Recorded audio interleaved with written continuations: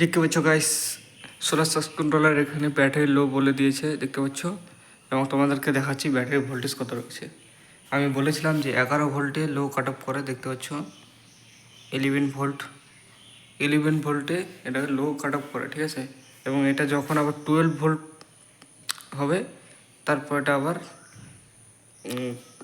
লো cut off থেকে সরে যাবে, ঠিক আছে। তখন এটা লোড অন হয়ে যাবে। 12 ভোল্টে চলে গেলে লোড অন হয়ে যাবে। এই কন্ট্রোলারের এটা হচ্ছে ফিচার, ঠিক আছে। এবং লো কাট অফ করে 11 ভোল্টে, দেখতে পাচ্ছ 11 ভোল্টে।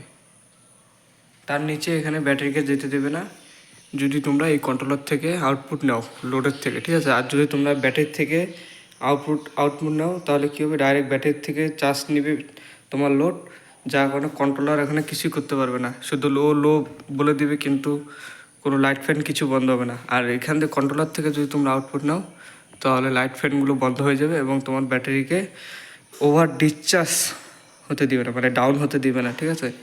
এটা হচ্ছে চার্জ কন্ট্রোলারের ফিচার। তো এই কন্ট্রোলারটা অনেকে জিজ্ঞাসা করছে কোথেকে কিনছো। তো এটা আমি অনলাইন থেকে কিনেছিলাম, ফ্লিপকার্ট থেকে, ঠিক আছে। তো এটার দাম নিয়েছে 330 টাকা। কন্ট্রোলারটা এমনিতে ভালো, কিন্তু এটাতে এরকম ব্যাটারি সাপোর্ট করে, ঠিক আছে। এটাতে লিথিয়াম ব্যাটারি সাপোর্ট করে না, এটাই হলো সমস্যা। তো আমি চেষ্টা করব, যদি আমি সোলার প্যানেল আরেকটা কিনি আর লিথিয়াম ব্যাটারি কিনি, তো আমি কন্ট্রোলার একটা আমি স্মার্টের কিনবো।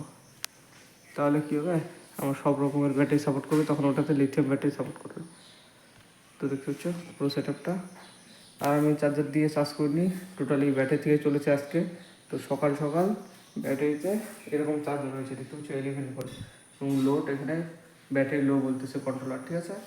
লোড একদম জ্বলবে না, তোমাদেরকে সুইচটা দিয়ে দেখাচ্ছি। এটা হচ্ছে ডিসি সুইচ, তোমরা অবশ্যই দেখেছো। এই এলইডিটা একদম জ্বলছে না, ঠিক আছে গাইস।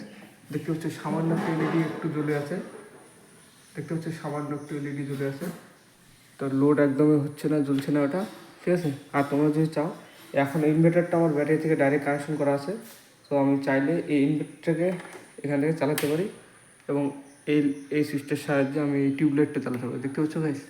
এখনও চলবে, কারণ এই ইনভার্টারটা ব্যাটারিতে ডাইরেক্ট কানেকশন করা আছে। দেখতে হচ্ছে 10 ভোল্টে চলে আসবো, 10.6, দেখতে পাচ্ছ। তো ব্যাটারিটাকে আর রিচার্জ করবো না, এটাকে অফ করে দিই, কারণ সকাল হয়ে গেছে। তো এটা সকাল সকাল এতটুকু চার্জ রয়েছে এবং ব্যাটারি এখানে লো ভোল্টেজ দেখিয়ে দিয়েছে। তো ভিডিওটা পর্যন্ত কেমন লাগলো অবশ্যই কমেন্ট করে জানাও। তো টাটা, বাই বাই গাইস।